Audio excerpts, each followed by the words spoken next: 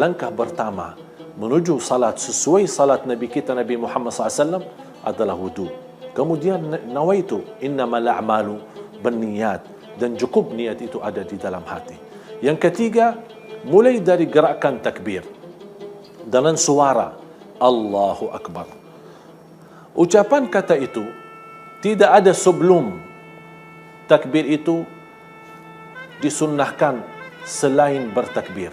Selepas kita nawaitu, kita langsung bertakbir. Dan contoh yang dicontohkan oleh Rasulullah SAW, posisi tangan kita saat kita bertakbir seperti ini.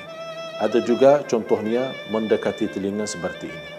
Tapi yang kita selalu perhatikan, sepertinya orang mau salat tapi malas laksanakan salat. Begitu dia masuk dalam salatnya, Allahu Akbar. Tapi tangannya di mana? Mana ada takbirnya di sini? Jadi begini aja. Dia merasa keberatan mengangkat tangannya di posisi yang benar, yang sudah dicontohkan oleh Rasul kita sallallahu alaihi wasallam. Ada dua posisi. Satu, yang kedua, boleh mendekati telinga. Tapi tidak disunnahkan kita memegang telinga, itu tidak ada di ajaran Rasulullah SAW. Kemudian selepas takbir, Allahu Akbar. Boleh bertakbir sebelum menggerakkan tangan. Allahu Akbar. Baru digerakkan tangannya. Boleh disamakan. Allahu Akbar. Dan boleh menggerakkan tangannya duluan. Baru Allahu Akbar. Jadi tiga hal sudah juga disunnahkan oleh Rasulullah SAW. Bersama takbir gerakkan tangannya, atau duluan baru bertakbir, atau takbir baru menggerakkan tangannya. Posisi juga tangan kita di antara bagian perut sama dada. Tidak terlalu di atas dan juga tidak terlalu di posisi bawah. Atau seperti orang yang saya perhatiin saat dia lagi salat, dia membawa tangannya di posisi jantungnya. Begitu lepas salat saya bertanya, mohon maaf Pak, kenapa Bapak taruh tangannya di bagian jantungnya? Apakah Bapak takut jantungnya jatuh? Kata beliau, tidak, biar posisi jantung saya menghadap kiblat. Yang disunnahkan kita menghadap kiblat posisi muka kita, bukan jantung kita. Kalau sudah kita perlahan-lahan menikmati gerakan posisi kita, mulai gerakan tangan, ucapan, menggerakkan takbir, kita baru membaca doa iftitah kita. Selepas baca iftitah kita, baru kita baca A'udzu billahi minasyaitonir rajim, Bismillahirrahmanirrahim. Berarti posisi isti'azah dan basmalah bukan selepas takbiratul ihram, tapi sesudah membaca iftitah. Sebelum baca al-Fatihah, baru kita A'udzu billahi minasyaitonir rajim, Bismillahirrahmanirrahim. Kemudian dilanjut membaca suratul Fatihah. Kalau di salat sunnah, boleh cukup dalam membaca Al-Fatihah langsung rukuk, tidak menjadi masalah. Kalau di salat sunnah. Tapi yang salat wajib, khususnya rakaat pertama sama yang kedua, wajib membaca Al-Fatihah, kemudian salah satu surah yang lain. Posisi rukuk benar-benar dijaga. Pertama, posisi tangannya di atas lutut. Ini posisi rukuk. Sepertinya memegang lututnya sendiri. Tidak boleh yang selalu kita perhatiin ada banyak jamaah, posisi ruku selalu tangannya paling bawah. Padahal disunnahkan kita megang lutut kita. Ya, kecuali kalau orang tua yang di posisi sakit, dia tidak bisa ruku dengan sempurna, tidak apa-apa. Begitu sudah kita berdiri dari posisi ruku, sama disunnahkan kita angkat tangan kita di posisi yang sama sebagaimana kita memulai salat kita. Sami'allahu liman hamidah. Rabbana walakal hamd. Hamdan kathiran, tayyiban, mubarakan alaih. Kama yuhibbu Rabbuna wa yarda. Begitu selesai doa kita, langsung kita turun kepada sujud.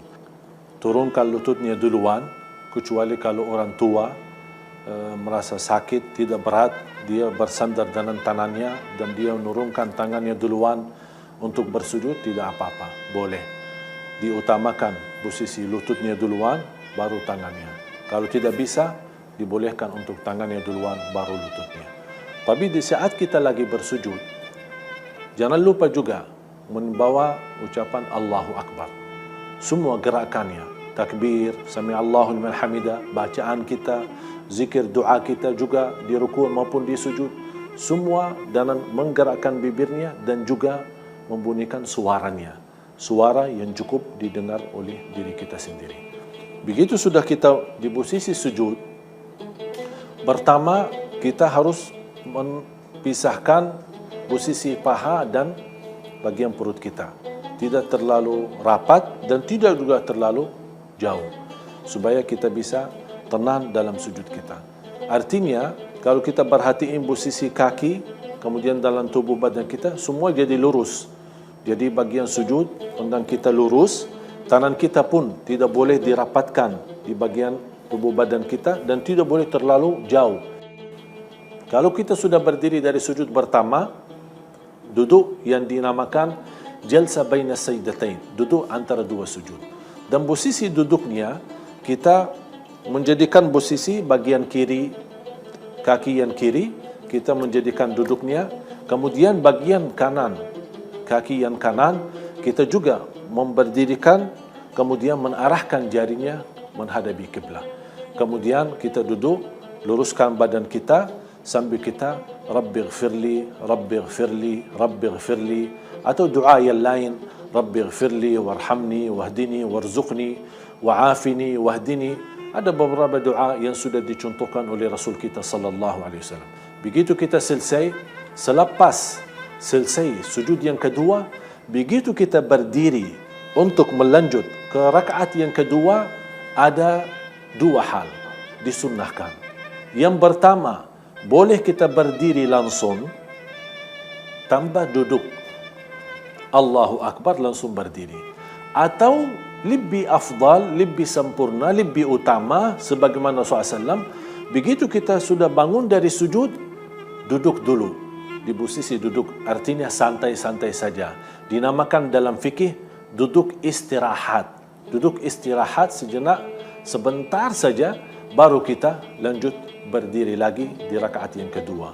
Tetap di posisi angkat tangannya Allahu Akbar, baru kita lanjut bacaan kita. A'udzu billahi minasyaitanir rajim, tidak perlu diulangi lagi karena isti'azah cukup untuk membuka salat kita. Kalau sudah di waktu tahiyat, posisi duduk di waktu tahiyat ada dua cara. Bisa kaki yang kanan, yang kiri menjadikan posisi duduk, kemudian yang kanan diberdirikan, jarinya tetap menghadap kiblat. Atau bisa juga bagian kaki yang kiri di bawah kaki yang kanan. Dua posisi dibolehkan dan disunnahkan oleh Rasulullah sallallahu alaihi wasallam. Walaupun lebih utama dan lebih afdal di posisi duduk seperti duduk di antara dua sujud. Karena kalau dua rakaat duduknya sama dengan duduknya di antara dua sujud. Tapi kalau lebih daripada dua rakaat, baru dibolehkan bagian kaki yang kiri di posisi di bagian kaki yang kanan. Kemudian di saat kita di posisi tahiyat, sering terjadi persoalan perbedaan antara jamaah soal gerakan jarinya. Mana yang benar? Supaya saya jelaskan, menggerakkan jari di posisi tahiyat itu namanya sunnah. Artinya apa? Kalau kita di posisi tahiyat tidak menggerakkan jarinya sama sekali, salat kita sah. Rasulullah sallallahu alaihi wasallam banyak riwayat dan mencontohkan. Di mazhab Imam Maliki, gerakan jarinya merupai tawaf. Itu pendapatnya mazhab Maliki.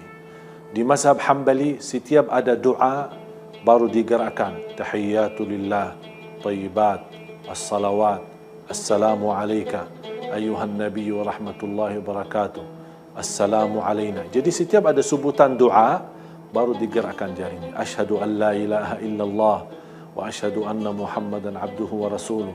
Allahumma salli ala Muhammad wa ala ali Muhammad. Jadi setiap ada doa, tidak berakan setiap sepanjang tahiyat, tapi setiap posisi doa baru digerakkan. Itu mazhab Hambali. Kemudian di mazhab Hanafi, hanya sekali menggerakkan asyhadu an la ilaha illallah. Habis itu mereka turunkan. Jadi habis kalimat syahadat asyhadu an la ilaha illallah wa asyhadu anna Muhammadan abdu wa rasuluh, diturunin kembali Sepanjang tahiyat itu tidak ada gerakan lain. Itu di mazhab Imam Hanafi atau mazhab Abu Hanifah. Kemudian yang keempat yang kita jaga, yang kita punya kebiasaan adalah mazhab Imam Syafi'i. Kalau di mazhab Imam Syafi'i, baru mulai menggerakkan bukan di awal tahiyat. Kita baca tahiyat dalam posisi mendiamkan jarinya. Tahiyatus salawatul tayyibatul mubarakat. Assalamu alayka ayuhan nabi wa rahmatullahi wa barakatuh. Assalamu alayna wa ala ibadillahi salihin.